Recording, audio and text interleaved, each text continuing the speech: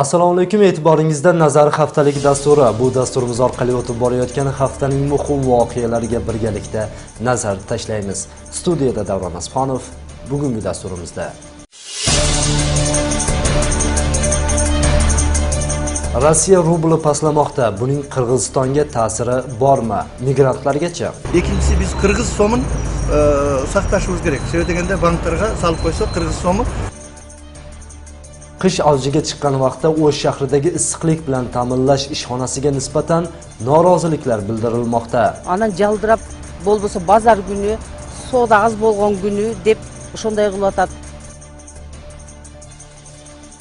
O'shdagi talaba yuzdagi husnbuzar va uning asoratlarini tozalovchi dori o'ylab topdi. Natija qanday bo'lyapti? Gazeteden o'qib qolib, baloma qo'ldan ko'rdim, negizini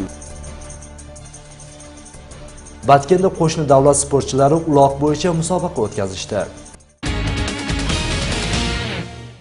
O'tayotgan hafta rubl kursining kutilmagan darajada pastlab ketishi dunyo matbuotining asosiy mavzularidan biriga aylandi. Iqtisodchilar buning sababi G'arb davlatlari va Amerika Qo'shma Shtatlarining Ukraina voqealari sababli Rossiyaga kirgizgan sanksiyasidan ekanini ta'kidlashmoqda. Yaqinda Amerikaning Rossiyaga nisbatan yana bir sanksiya qo'llanishi aytilmoqda. Buning ta'siri Rossiyasiz kun ko'ra olmaymiz deyotgan Qirg'izistonga ham tegmoqda. Mavzuni muxbirimiz davom ettiradi. Rasmiy ma'lumotlarga ko'ra Qirg'izistonning 600 ming aholisi Rossiyada mehnat qiladi. Norasmiy ma'lumotlarga ko'ra esa bu son 1 millionga yetishi aytiladi. Shuning uchun rubl qiymati tushishi rossiyaliklarnigina emas, o'lka fuqarolarini ham o'ylantirmoqda. Ayniqsa Rossiyada mehnat qilganlarning yaqinlarini. Ular qatorida 4 bolasi Rossiyada yurgan Gukun Shatmanova ham bor. U rublning qiymati tushayotganidan xavotirga tushib, farzandlariga pul yubormay turinglar deya maslahat bergan. Shu bilan birga avval olgan rubllarini almashtirmasdan saqlayotganini qo'shimcha qildi. Ақша салғанда алардың ошончолук кыйналып иштеп тапкан акчасы бияка келгенде эч нерсеге жарбай калса анан эмне кереги бар, аны салып андан көрчү ошол жакта туруп турса, может инфляция токтоп, кайра рублдун курсу көтөрүлүп калса анан кийин кичине өздөрүнө пайда болобу деген эле максат менен акча жөнөтпөй эле койгула деп атам да, эмне кереги жок депчи. Bu vatandoshlarimizning yaqinlari orasida yuzaga kelgan muammo. Rossiyada migrantlar esa rubl qiymati tushgani sababli ularning foydasi kamayib, maoshi asosan boshqa ish izlashga sarflanayotganini yaqinlari ma'lum qilishdi. Onun kurumuna Rusya'ya barbayla mına жерде иштесе деле жакшы эле да. Бизге салыштын деле кажаты жок болуп калды. Анан эми башка жака жылабыз деп атат. Россияда, эмеде, Москвада кымбатчылык башталыптыр. Келинде айттым, келе бергиле ондо десем, ошондо ким берет, Кыргызстанга барсак иш жок. 30 миң болсо ham салып ошону чогултабыз да. 5 граммдарды бир бела кылып үйдүкү саласыз да эптеп деп ошентип geldim şöyle oturib. Ma'lumotga ko'ra, shu yilning 9 oy yakuniga ko'ra muhojirlar tomonidan Qirg'izistonga 1,5 milliardga yaqin pul jo'natilgan. Yiliga migrantlar Qirg'iziston iqtisodiyotiga 2 milliardga yaqin mablag' qo'shishadi. Biroq rubl tusha boshlagandan beri pul o'tkazishlarga o'z ta'sirini ko'rsatib, qisqargani sezilmoqda. Rublning kursining tushishi bu soответственно tuzdan-tuz байланышы bo'lib, себеби дегенде o'zingiz bilasizlar, Rossiyada жүрген emgak migrantlari topgan xarajatlарын теңин жоғалтып жатат курска. Ошого ноябрь айында анча-мынча байкалды эле, декабрда уже келине баштады. Где-то 30-40% азайды. Hozirda pul almashtirish joylari rublning narxi 80 tiyinni tashkil etmoqda. Kecha esa rublning narxi yana 20% ga arzonlagan. Iqtisodiy tahlilchi Erkin Abdurazakovning so'zlariga ko'ra, rubl narxi arzonlashidan Rossiya 10 milliardga yaqin ziyonga uchradi. Qirg'iziston muhojirlari esa kursdagi farq bo'yicha bu yil 1 milliard dollar atrofida chiqimga uchrashi mumkin. Abdurazakovning so'zlariga ko'ra, rubl narxi bundan ham tushishi mumkin. Shuning uchun rus valyutasini saqlashning hojati yo'q deydi u. Dağı mına emki yıldın birinci yarım yıldığına çeyin dağı ile usul tömöndöö bolot tendensiyada. Oşonduktan Oruç'un rublunun saktığının janağı gereği yok. Biz özümüzdün egerde kimde kanday valyuta olsa, mesela aytalık dollar bolu, euro bolu, şolle sapatında saktaş gerek. İkincisi biz Kırgız somun saktaşımız gerek. Şöyle degende banklarga salıp koysa Kırgız somu özümüzdün valyuta. Bu başka jaka gitpeyt. İkincisi mına akça kredittик саясатты өзгөртүш керек деп ойлойм. Өкмөт менен улуттук банк тыгыз иштеш керек. Yil boshidan beri rubl 50% ga arzonlagan. Rublning maksimal tarzda arzonlashishiga Yevropaning Rossiyaga kirgizgan sanksiyalari hamda yoqilg'i moyining arzonlashi sabab bo'lgani aytilmoqda. Narxni to'xtatishtiruv bo'yicha ko'p ishlar yuritilarida bugungi kunda eseptik chendi 18% bilan cheklashdi. Bu da bo'lsa bayag'i o'sha турукташууга өзүнүн эмесин берет да, жардам берет. Андан тышкары булар ушул биринчи жарым жылдыкка карата Мурубурдун наркын баягы өз ордуна алып келебиз деген баягы өзүнүн иштери бар, ошолор боюнча иштеп атышат. Hozirda ülkedagi tahlilchilar muhojirlar tomonidan yuborilgan pullar qisqarishi Qirg'iziston iqtisodiga, uning ichida so'mning barqaror saqlanishiga ziyon keltirishini aytishmoqda. Iqtisodiyot ministri Temir Sariyev bunday holatni oldini olish uchun Qirg'iziston sanoatini yo'lga qo'yish kerakligini ta'kidlamoqda. Eslatib o'tsak, hozirda 1 dollar 63 rubl 40 tiyinni, 1 yevro esa 78 rubl 81 tiyinni tashkil etmoqda. Bu yil O'sh shahrida tabiiy gazning yo'qligi bois bir qancha ko'p qavatli uylarni issiqlik markaziga ulashdi. Biroq issiqlik sifati yaxshi bo'lmayotganidan nolib ayrim shaharliklar norozilik bildirmoqda. Mahalliy hukumat esa muammoni hal qilishga harakat qilishayotganini bildirmoqda. Issiqlikning yaxshi bo'lmayotganiga issiqlik bilan ta'minlash markazi aybdormi yoki aholi uylaridagi maxsus jihozlar yaxshi emasmi? Reyd davomida xonalardagi issiqlik quvurlariga qo'shimcha shlanglar ulab, issiq suvdan foydalanayotganlar aniqlandi. Sulaymanto'y kichik rayonidagi 126 bu uyda xuddi shunday fakt ro'yxatga olinib, xonadon sohibiga eslatmalar berildi.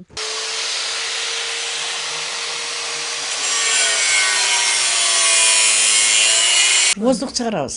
Biz воздух чыгарсак, биздин астыбыздагы этаждар ысыйт. Ошон үчүн воздух чыгарбасак, ошончо алар айтат, "Эче воздух чыгарыңыз" дей берет. Ошон үчүн чыгарабыз. Isitishga berilgan suvlardan foydalanganlar kasriga ba'zi uylarda umuman issiqlik yo'q. Yashovchilar noiloj elektr energiyasidan ko'p foydalanishga to'g'ri kelmoqda deyishmoqda. Отопленияыбыз бирде келет, бирде келбейт. Үйүбүз дагы эле. Анан печкаларды сайып отурабыз кыздарыбыз менен. Ошо бир жагына келсе, бир жагына келбейт. 4 көзү бар. 2 комнатабызда. Бирине келсе, бирине келбейт. Үйүбүздү жылыта албайт.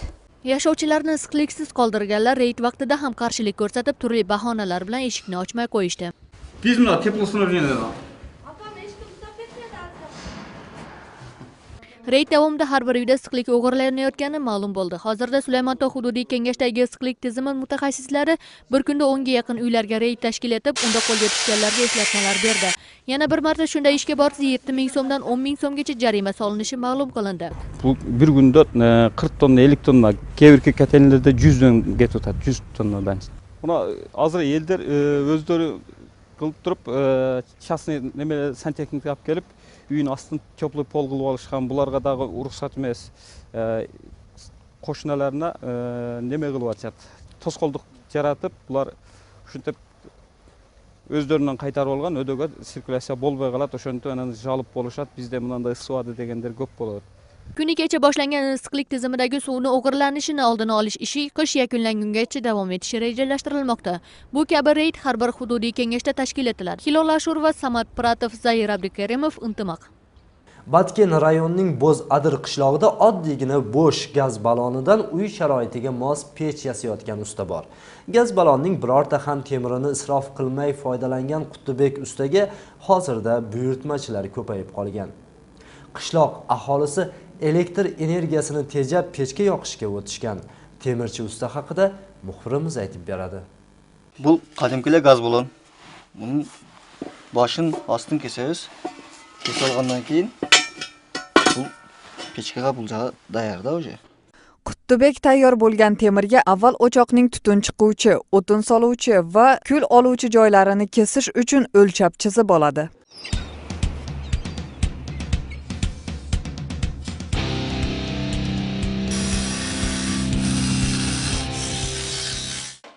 Keyin payvand ishlari boshlanadi. Bitta pechkani yasash uchun 6 soat vaqt sarflanadi. Ustaga oktyabr oyidan boshlab buyurtma berila boshlaydi. Qutlubek qurgan o'choqlarni avvalgiday bozorga olib borib sotmay qo'ydi. Sababi qishloqda buyurtma berganlar ko'p. Pechkasi cho'qtor, жаңы семьялар kelishadi. Hozir bozorga da olib chiqishga qo'l tiyib qolib, o'sha ayıldan zakaz ko'p da. Men ayıldan bo'shab qoldim hozir. Bozorga olib chiqishga men özümde zakazım bu жерде жетишти да. Үйден алып кетишет. Тезирээк бүтүрүп бер дегендер болсо, келип күтүп отурушат мен бүтүргөнчөчү. Мен бүтүрүп берем алып, көтөрүп кетишет. Gaz balonlarining temiri yuqori haroratdagi issiqlikka chidamli. Undan qishloq sharoitiga qulaylashtirib, sifatli o'choq yasaladi. Shintib kesilib turib, qo'yib, ostidan svarkalab qo'yamiz.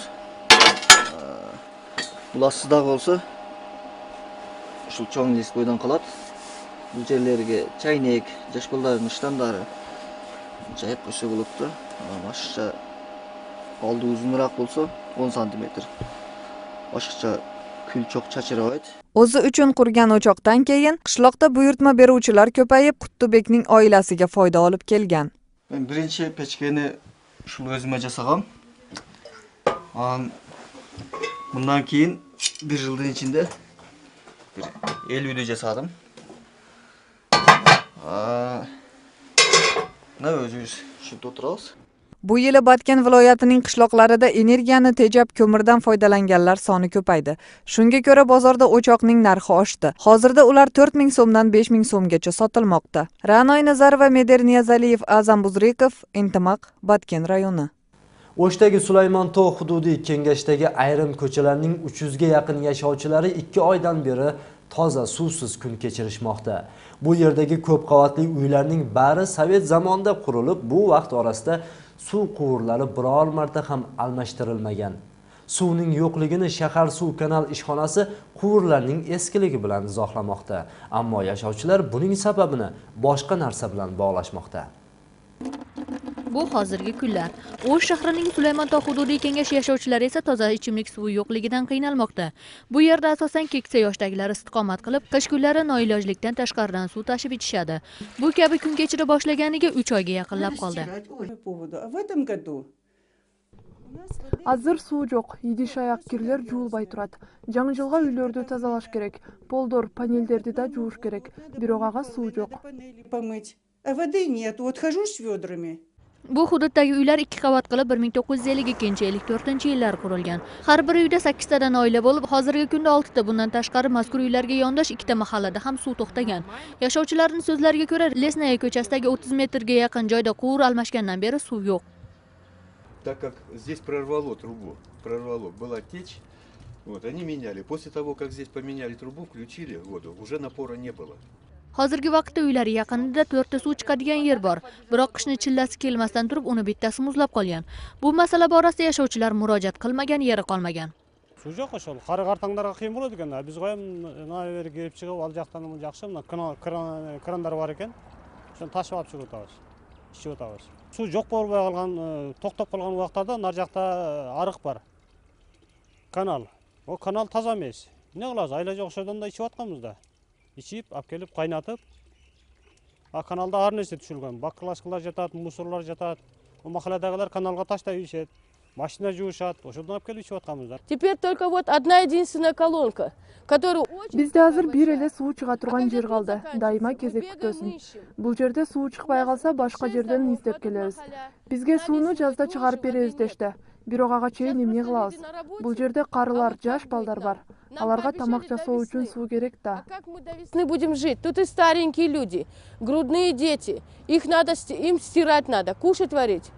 Bundan tashqari yashovchilar foydalanmagan suvi uchun ham haq to'layotganidan norozi bo'lishdi. O'sh shahar boshqarmasi esa bu masalani ko'rib chiqib 50% dan 20% gacha arzonlatadigan bo'ldi. Просто анча-мынча басым жетпей калып турба эскирген, жарылып атат отурдан тетер, ошого жабылып атат окшойт. Ошол басым шаарда азайып атат, 6000ди кайталап айтам азайган үчүн ошондой болуп атат. Биз азыр регулировка алып, тияк баян кылып туруп эптеп, мына март айына чейин, февралда чилде чыккычанга барсак, чилде бүтөр мен ошол жака жаңы линия тартабыз. Yashovchilarning so'zlariga ko'ra, shahar suv boshqarmasi isitish mavsumida boshqa ko'p qavatli uylarga suvni to'liq yetkazib berish uchun bu yerdagi suvni to'xtatgan. Sentyabrdan beri suv kutganlar endi bahorgacha yana tashib ichishadi.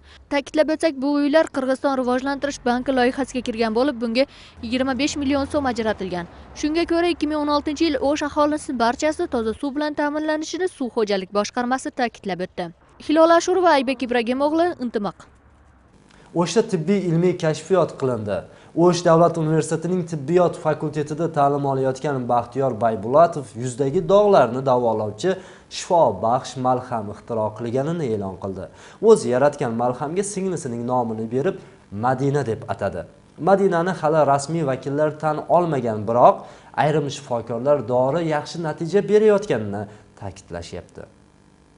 Baxtiyor Baybulatov yuzni tozalovchi suyuqlikni Qirg'izistonning o'zida o'sgan giyohlardan tayyorlagan. Bu vositani tayyorlashiga onasining dorivor giyohlarini yig'ishi va ular haqida ko'p yaxshi ma'lumotga ega ekani katta yordam bergan. Qahramonimiz dorini 2 haftada tayyorlagan. Uni sinovdan o'tkazib va boshqa tekshiruv ishlariga umum hisobda 6 oy vaqti ketgan. Negizi bu metodika egipetskiy metodika bo'ladi, nima bo'ladi? O'qib chiqqan narsa bu dori cho'plar bo'yicha o'qib chiqib, biologiyadan har bir cho'pni o'zining qanday desam, ta'sirini, foydali jihatlarini, vitaminlarini o'qib chiqib, o'shadan olib Baxtiyor avval yuzni oziqlantiruvchi suyuqlikni ixtiro qilgan. Ixtirosini singlisini ismi bilan Madina deb nomlagan. Keyin Madina 2 ni tayyorlagan. U yuzdagi husnbuzarlarni va undan qolgan dog'larni ketkazuvchi xususiyatga ega. Mazkur vositaning tarkibida 6 o'simlikning shirasi bor. Dorini tayyorlashga ko'p vaqt sarflanadi.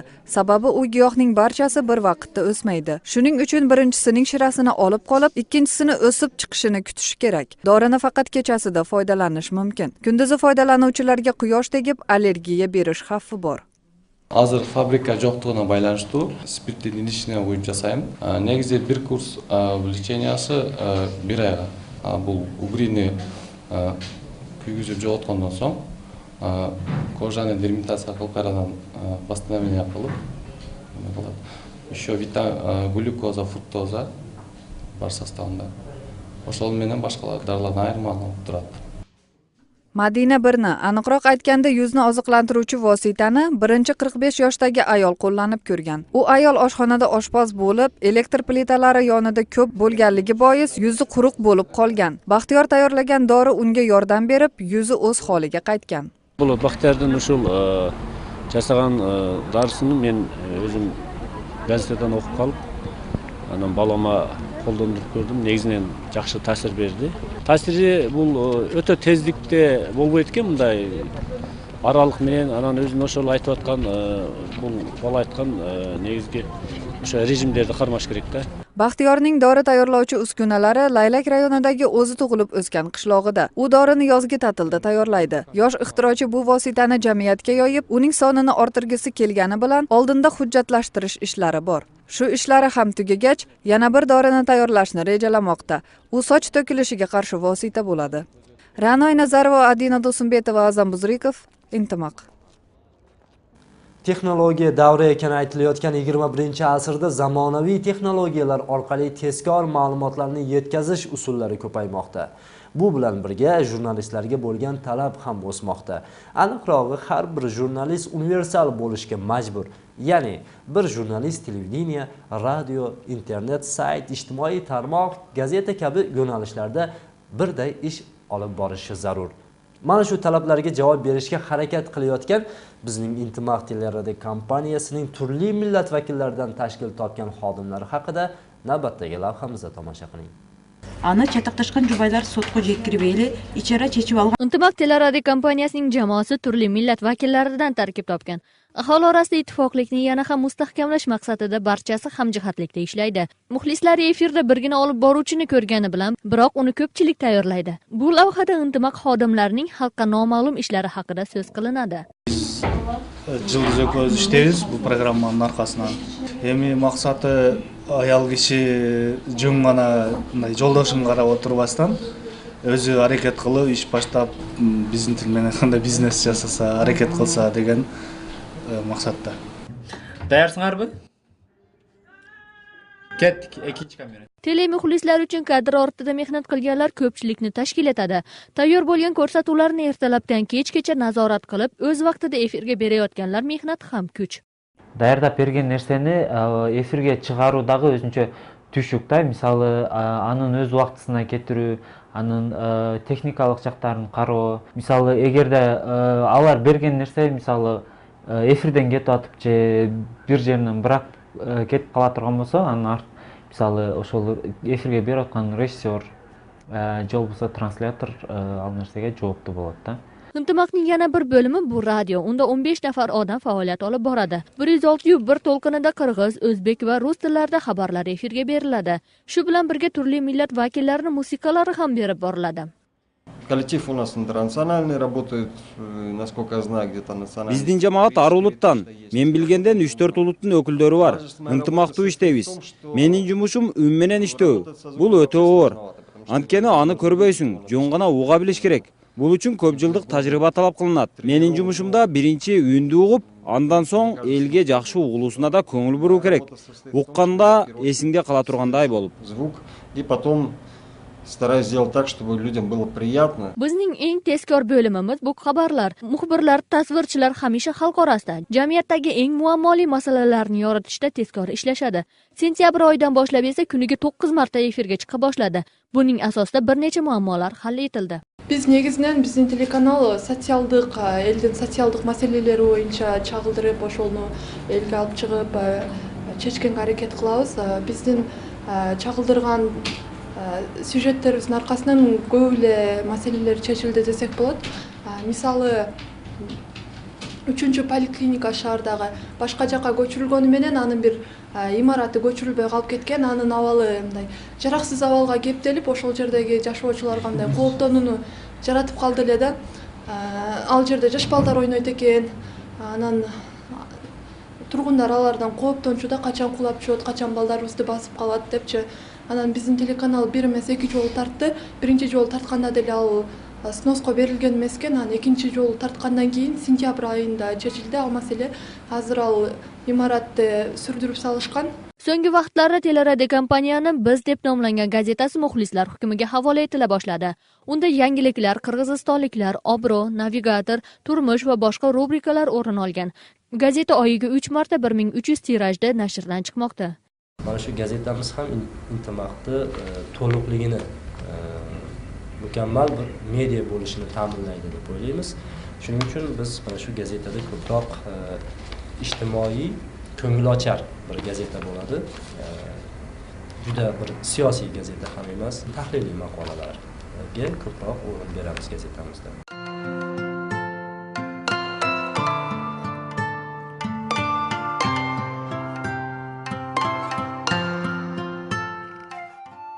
Intimaq teleradio kompaniyasida 60 nafar odam faoliyat olib boradi. Bizning kanal o'zining 4 yo'nalish bilan ajralib turadi. Bu yerdagilar har sohada teng faoliyat olib boradi. Aniqroq aytganda, bir jurnalist tele, radio formatida, shu bilan birga sayt hamda gazetada ishlay oladi. Bu kanalning asosiy talablaridan biri ham shu. Hilola Ashurova, Albina Joloyeva, Nadrbek Boronbayev, Intimaq. Batken oblastining O'zbekiston bilan chegaradosh Bo'z-Adir qishlog'ida Qirg'iziston, Tojikiston va O'zbekiston uloqchilari ishtirokida musobaqa bo'lib o'tdi. Musobaqaga qo'shni o'lkalardan 100 ga yaqin sportchilar kelishdi. Musobaqa mahalliy tadbirkor tomonidan uyushtirilib, bosh sovringa KAMAZ hamda yana 4 yengil avtomashina qo'yildi. Hududda chegara nizolarining oldini olish maqsadida uyushtirilgan uloq o'yini haqida muxbirimiz hikoya qiladi. Qo'shni o'lkadan kelgan mehmonlar shunday tadbirlar ko'proq uyushtirilsa, hududdagi uloqchilar ham ittifoqda bo'lib, qo'shnilarning muomalasi yanada mustahkam bo'ladi deyishadi. Chegaradagi kelishmovchiliklar bunday o'yinlarga, bellashuvlarga to'sqinlik qila olmaydi. Tojikiston, Qirg'iziston hamma vaqt mehmondori Tojikiston менен Кыргызстандын эли ар дайым меймандос, ынтымакта болушат. Ат оюндар үчүн атайын келдик. Мындан ары да уланса жакшы болот. O'zbekiston So'x rayonidan kelib, mana ko'ryapmiz tomosha. Bu haligi nima deydi? Sport, ot sporti. O'yinchilar kelgan, mana o'ynayapti otlari bilan. Mana hamma narsa bemalol, sharoitlar yaxshi. Oxirgi yillari chegaradagi nizolardan, kelishmovchiliklardan keyin tadbirlarning soni ozayib ketganligi bois bu safargi bellashuvga hududda qiziqqanlar ko'p bo'ldi. 2-3 mamlakatni biriktirүүгө, достоштурганга shunday chaqirib, eldi manayı yaxshi bo'lib, elibizдің qursagı toq bo'lib, elibizдің turmushi oңолуп ketgandan bir ko'rinishi deb men aytib ketaratdim shu. Chegara masalalari yaxshi bo'lib, bir top xalqqa kelgandikdan mana qo'shni respublikalardan qo'noqlar kelib atchaush nimalarga qatnashyaptilar.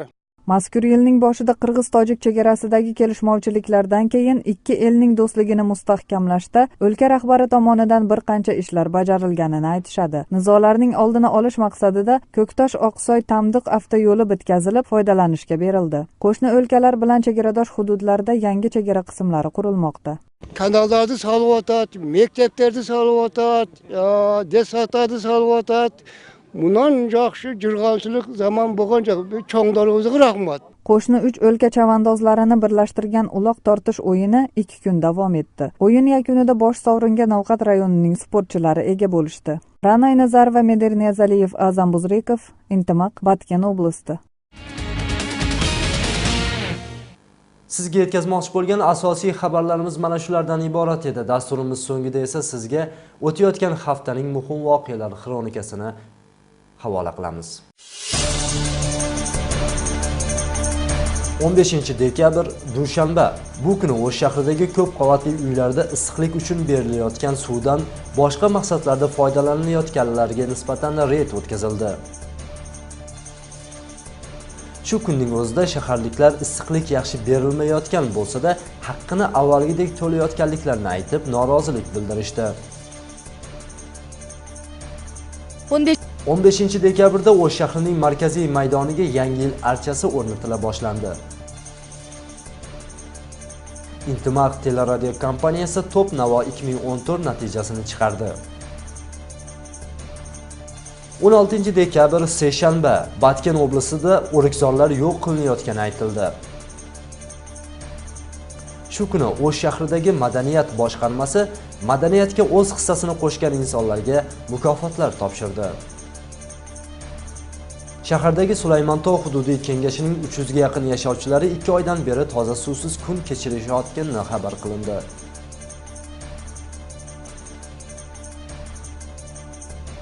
Bu kuni Rossiya rublining kursi rekord darajada arzonladi. 1 rubl 80-90 tiyinga qadar tushdi. 17 dekabr chorshanba O'sh shahrida meriya tomonidan 6-hududiy qurultoy o'tkazildi. Qurultoyda 600 dan oshiq ishtirokchi qatnashdi.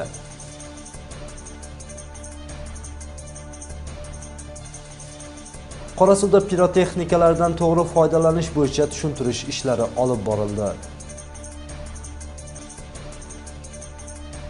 O'quvchilar adabiyot kuni munosabati bilan Chingiz Aytmatov asarlarini sahnalashtirdi. 18 dekabr payshanba biometrik ma'lumotlarni topshirish davom etmoqda. Bu kuni Batken shahrining 3 yerida ma'lumotlarni olish nuqtasi faoliyat olib borayotgani ma'lum qilindi. O'shda 3-kursning talabasi yuzdagi dog'larni davolovchi shifobaxsh malham ixtiro qilganini e'lon qildi. Shu kuni maktab o'quvchilari harbiy bo'linmalar bilan tanishdi. 19 dekabr juma. Bu kuni Batkenda Qirg'iziston, O'zbekiston va Tojikistonning sportchilari uloq tortishdi. Bosh poygani navqatliklar egallashdi. 19 dekabrda O'sh shahridagi novvoyxonalarning sanitar ahvoli tekshirildi. Mana shu bilan dasturimizni yakunlaymiz. Keyingi haftada yaxshi xabarlar bilan uchrashguncha xayr, sog', omon bo'ling.